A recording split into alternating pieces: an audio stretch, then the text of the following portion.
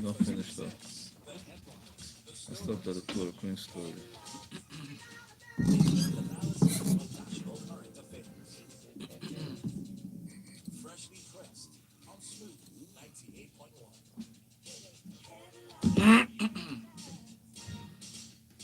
Mics are up.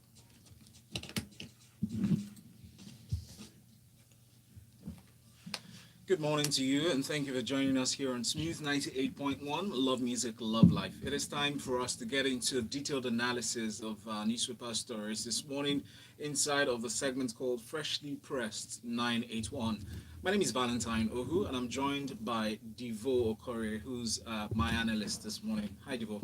Morning, Val. Morning, Lagos. New week. A cool. More drama. More drama, more drama. I guess by that, you mean what happened in Cross River State. But we'll get to that story. Please send us a message on WhatsApp 0809 0981. That's the WhatsApp number for your messages. You can also send through Twitter at Smooth981FM with the hashtag freshly pressed 981. Please tweet at us and subscribe to our YouTube channel because we're streaming live. It's Smooth981FM Lagos. Nigeria and other African countries, Devo, were yesterday declared free from wild polio by the Africa Regional Certification Commission. With this development, the disease is now only found in Afghanistan and Pakistan. Your thoughts on this success story? Well, it's a, how would I call it, a good story to start this year, part of the year with, amid all the horror and drama that we've been experiencing.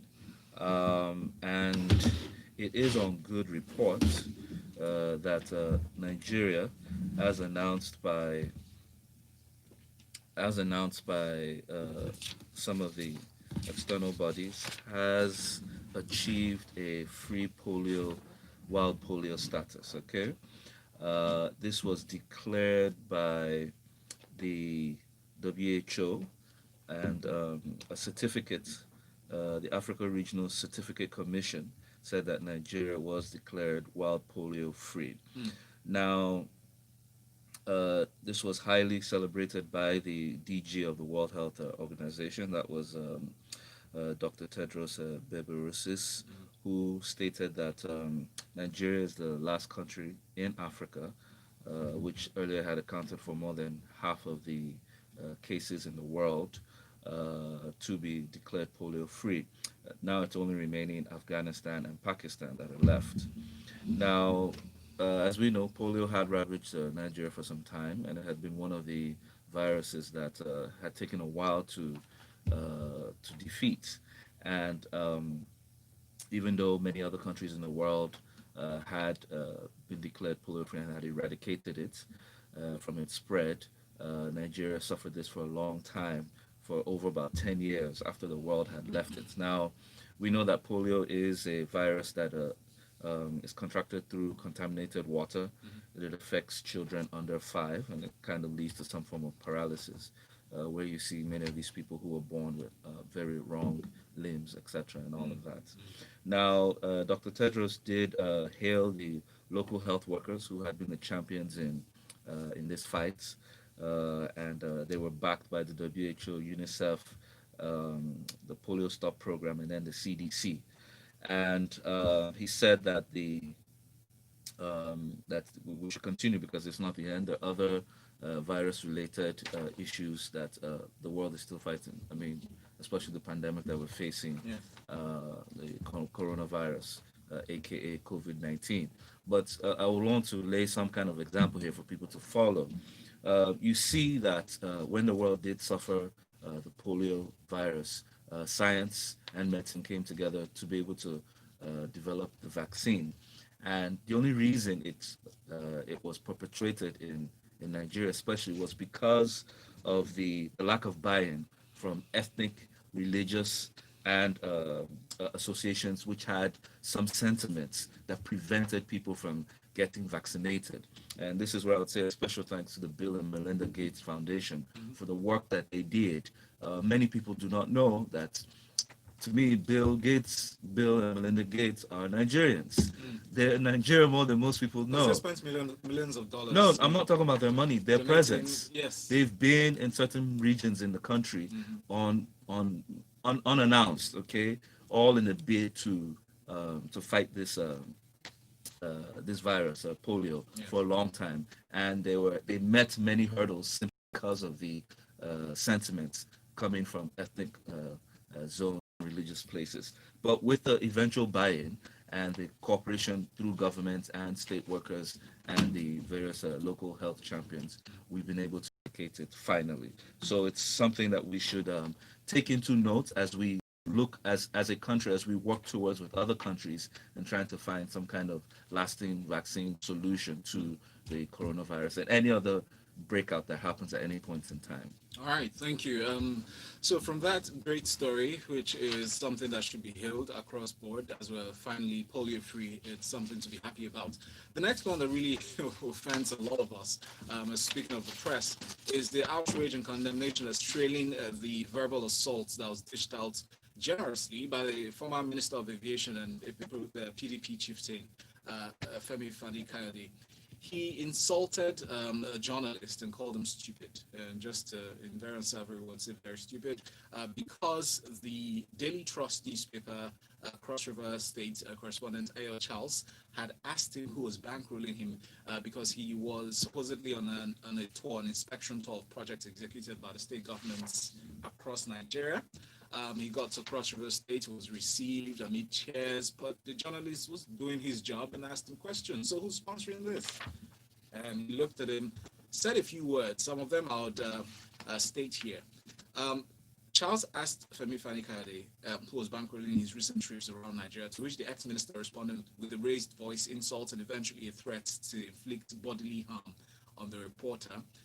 He attacked the reporter and said that he called him a brown envelope collecting person, journalist, said, "You are sponsored to ask me such an insulting question. You can look in my eyes and ask me such a demeaning question. I cannot take that. I'm a very rich lawyer who's been in government." It goes on and on rambling. But in the light of this situation, seeing that there's so many aspects to this story, the press being subject to insult, attacks, intimidation antics, and even in the face of the fact that we know it's very obvious that journalists across Nigeria are almost the least taken care of in terms of welfare. Devo, what are your thoughts regarding this? It's not funny, but I'd like you to share your thoughts. Ding, ding, ding, ding, ding. Yeah. Fight! All right. This is where we break down issues, and there's been a lot of huge mixed reactions on the social media as well as the mainstream media over what took place yesterday and was caught on camera. Okay, and once again, I would say that wrong use of English. Okay, we've had this case so many times over where the use of English has caused katakata or trouble, for the lack of a better word. And what am I trying to say? And I want people to follow me here, because what happens is most times whenever there's drama, whenever there's an issue, we miss the point, we miss the message, okay? And when I'm talking about wrong use of English, a word is used and it is interpreted in a way that it shouldn't be, or is interpreted in a way that the speaker or the person who mentioned had no. For example, when Shore came out with Revolution Now, what happened? There was an overreaction from the DSS and the federal government that, oh, they wanted to take over the government. All right. But I think Nigerians on the streets, everybody knew harmless Nigerians, unarmed Nigerians, really, really, what could they really do? The force that they used against them, was it simply against the use of that word? Question. Now let's come to this issue. Outrage broke out yesterday, as you mentioned, during a tour that Femi Fani-Kayode, former aviation minister in the then government, was taking around various states. He was in a press briefing with various press members, all right? And they were taking questions from him, as we know him to do, right? It's something we're aware that he's been used to. Now, it was when one of the journalists from the Daily Trust stood up and asked him, where did he or who bankrolled this what do you call it, this tour, AKA who's sponsoring the journey. Before we say AKA, let's just take the words the way he said it. All right. And FFK obviously took this personal and started out by responding that why would he ask such a question, and he didn't stop at that. He then descended, okay, into the verbal assault and abuse And threats. of and threats of the gentleman journalist, okay, and then eventually I think because it went on for quite some time, they had to more or less cancel the press briefing. Now, the truth is this: we can't. There's no need spending time on all the words. Okay, it's just hashing and begging the issue. Okay, you can go and watch the video; it's all over for everyone to see. I think it's been played by many media houses. However, what is the outcome of this? The NUJ, okay, has responded by calling Fani Kade's act as reprehensible, that it shows that he's an intolerant person who would not want his activities scrutinized by the press, and that the press man was simply doing his duty by holding leadership in account. Okay. Now, the truth is this: Femi Fanikade has also responded. All this took place yesterday by saying that he had deep respect for the sector, the media press that he'd been working in forever. But the truth is that he felt that he was insulted, and that he sees no reason why he should apologize, and that the pressman has even apologized to him. So that ends the brouhaha. Let's not forget that he sent his security aides to go. Yes, that was a claim by the pressman that his Yes. security aide came to warn him. But what I would like to bring out is this, and I think that's the meat of the story. One, okay, what we should understand is that there has been a breakdown of law and order in Nigeria for a long time. And what this does is, from the breakdown of criminal law and order, it seeps into society, and then you begin to have a breakdown in civil disorder.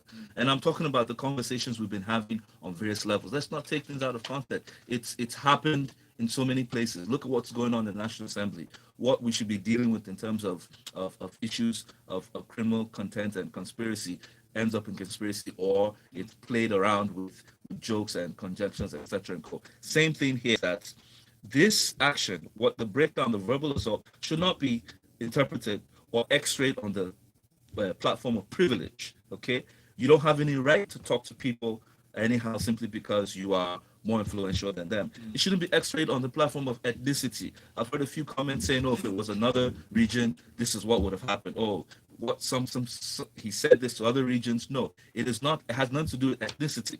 Neither does it have anything to do with religion. It's not because of how you worship that gives you the privilege to speak like this. However, there are civil means of disagreements and engagements. Okay, meaning even if you felt the pressman said something that you did not like, you could have said, "I don't like that." You could have refused to respond. You could have told him, "I'm not." He even started rightly, "I'm not going to take questions from him again," or state what has happened. "You have insulted me." That doesn't warrant you, because what you said he did, you did it 10 times over. All right, and that's the point, because civil discourse is expected everywhere, especially with leadership. Leaders are meant to set the best example. Was the journalist in his right to ask that question? Well, it is right to ask that question.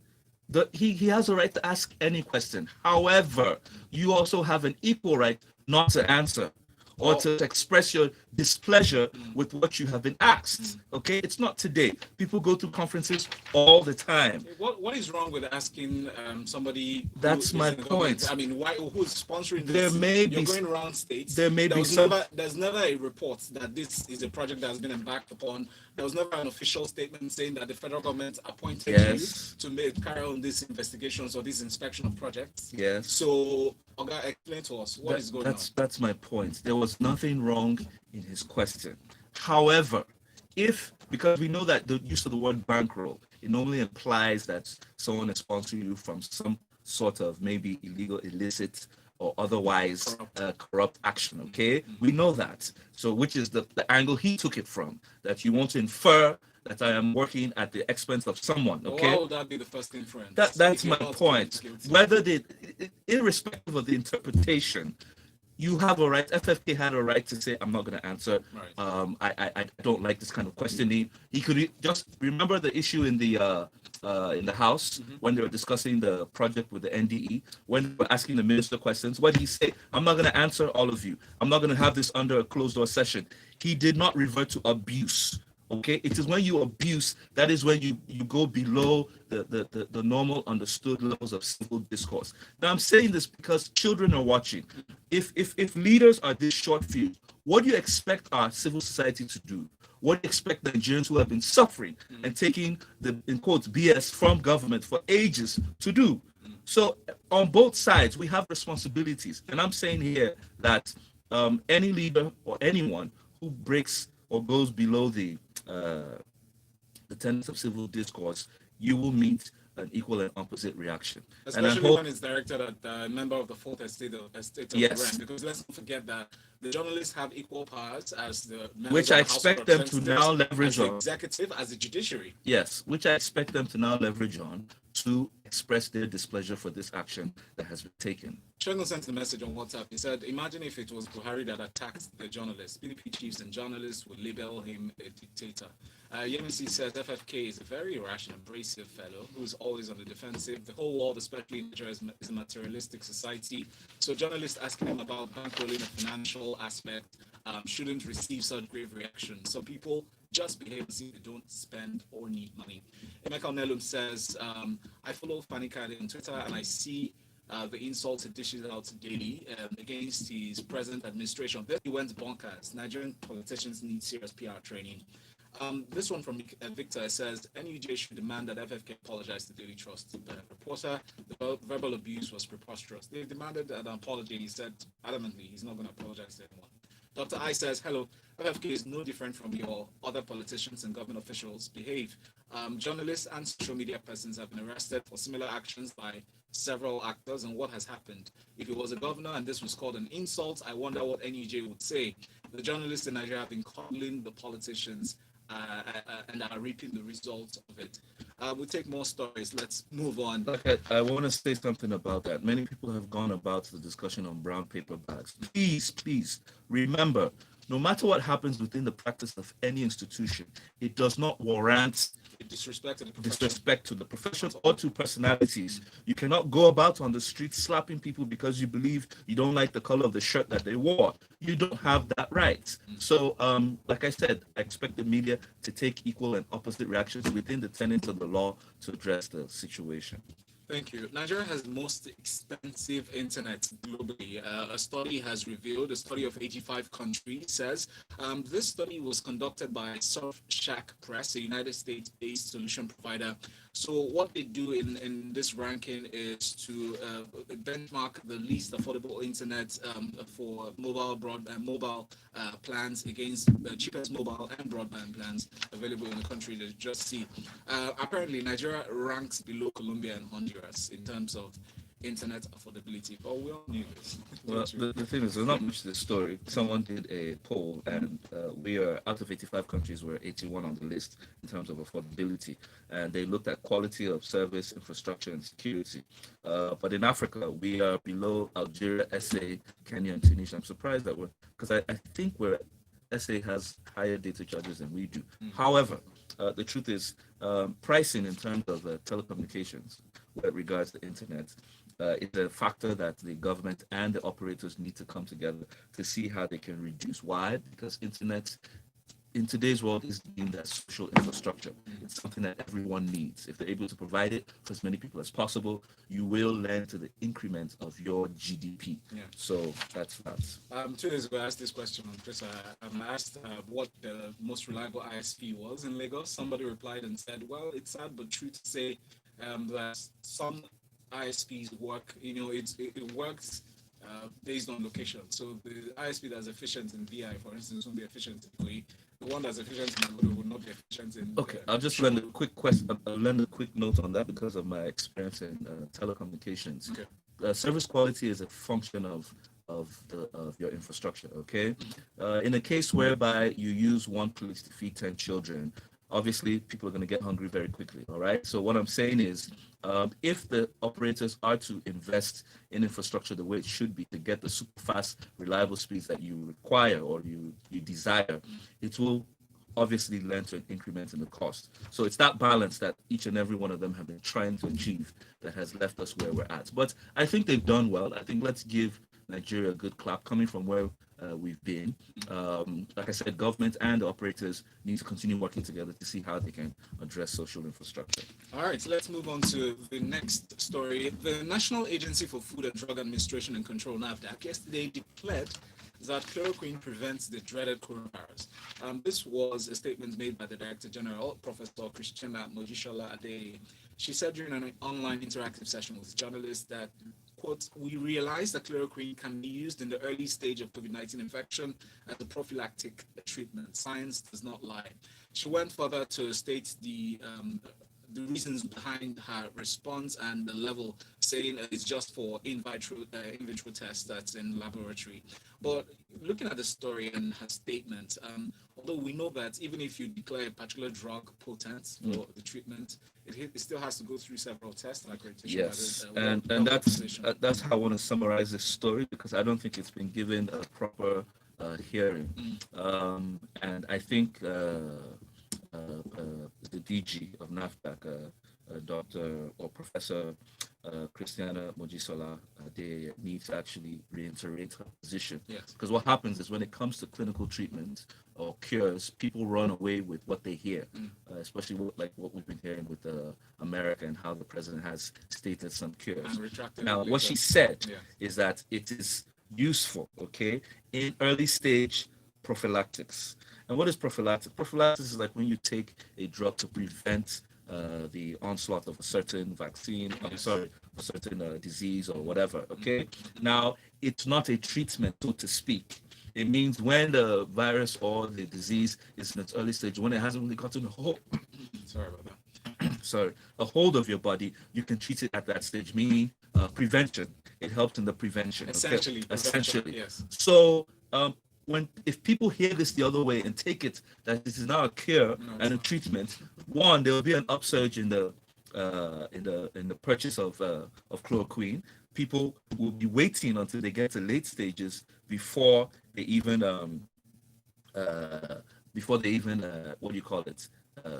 address this matter. Two, prophylactics means it should be given on your physician's recommendation.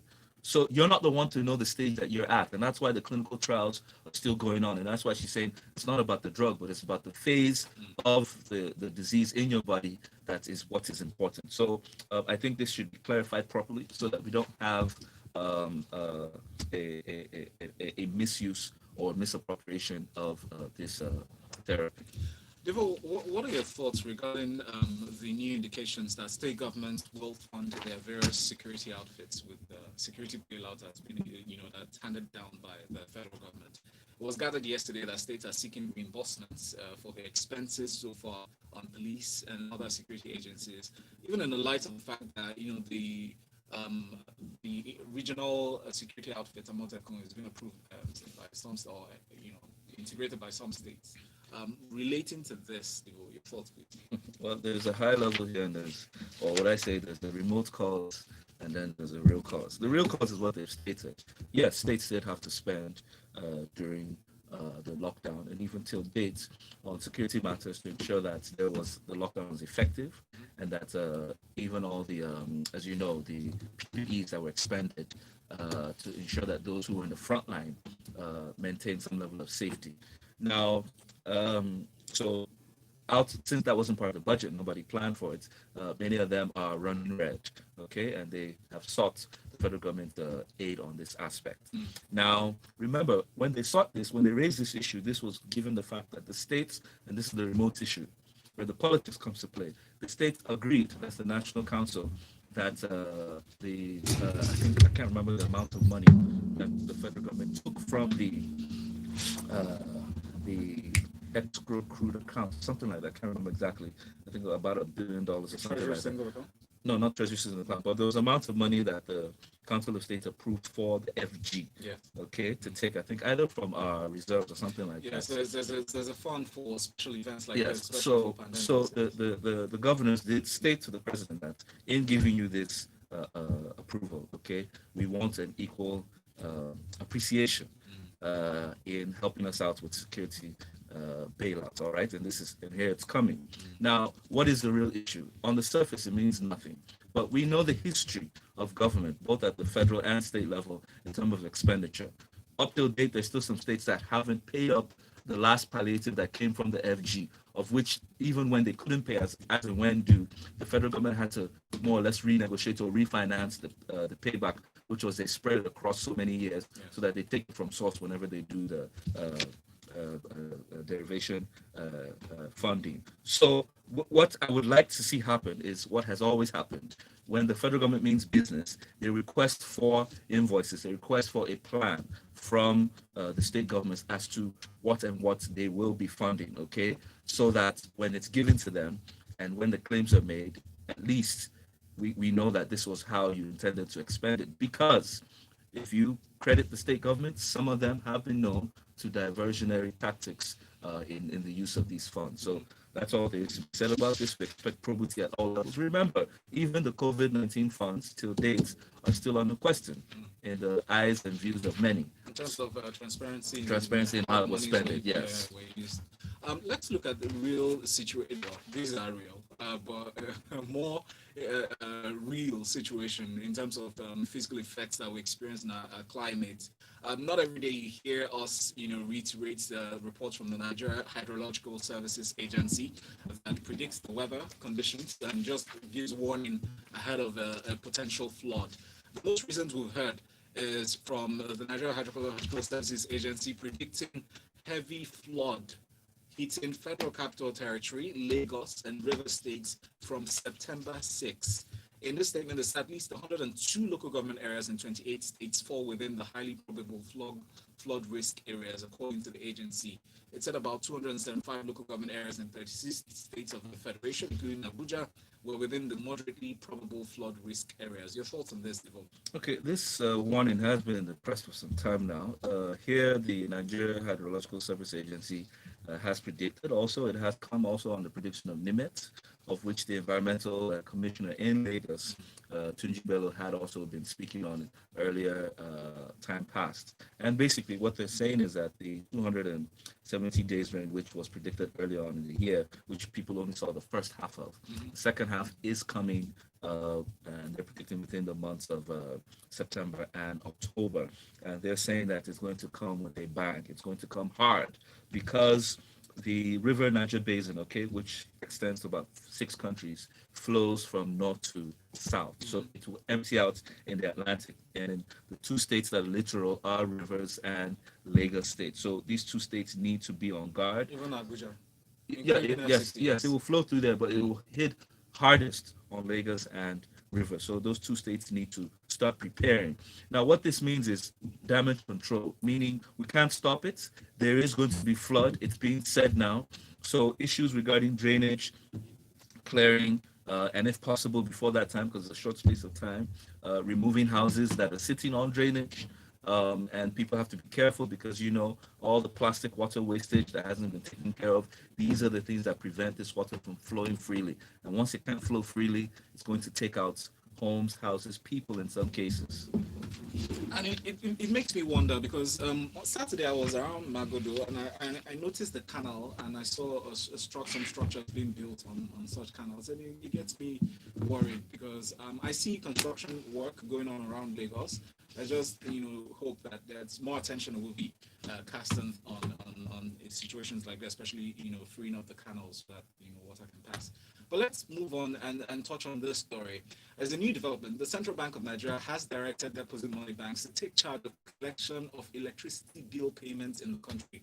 Previously, we know that these monies are collected directly by the DISCOs, distribution companies, but especially in the case of estimated billing, right? These monies are collected, but the conversation has gone from asking questions around how the remittances match the money that's accrued to the TSA and even the NBETS, right? The Nigerian Bulk Electricity Trading and Transmission Company of Nigeria, TCN. But your thoughts on this new development by the CBN, Devo? Because I'm thinking the first thought is it an issue of mistrust or is just a way to ensure accountability? Your thoughts? Well, actually, you answered it there. It's just a matter of transparency and accountability. The banks, as deposit mobilization entities, have acted as collecting ports for many institutions. Okay, one, it makes it easier because you have the presence scattered all over Nigeria. Two, the customers, just like you pay your bills for what do you call it? Many other private organizations like cable TV Yes. or any other form of subscription. Paying through banks simply opens up a more flexible means of collecting. Now, yes, as you said, the reason to this may have been the discrepancies Yes. in remittances, okay, between the users, that's the end users, between the discos who have collected on their own distribution, and Mbet who maybe believes that they're not getting what exactly they believe That has the customers are being charged. yes being charged or Right. what is on the books. So if you ask banks to act as the receiving portal or the payment portal, then at the end of the day, the CBN, working in conjunction with the power reform projects, can in a way address this matter. Yes. Okay. There's no time to break it down a bit, but I hope with time this serves a purpose. Two, what it also means is that once you're given a bill, you can pay on that bill Yeah. straight. Yeah. Thank you. The Apex Bank CBN also noted that no bank is permitted to open or continue to maintain a collection amount or account for Disco without the express no objection of the bank that guaranteed its exposure to MBET or TCN. And these monies will be paid in the Disco's name and not necessarily collected as a third party. But thank you, Devo. I really appreciate your presence on the show today and your apt analysis on the stories. And thank you to everyone who sent in messages on Twitter, on WhatsApp. We appreciate you.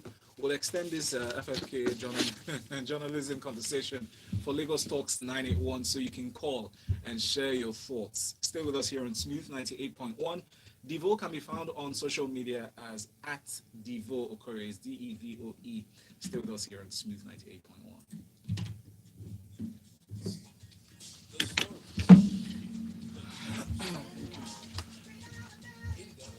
And look, this your mouse works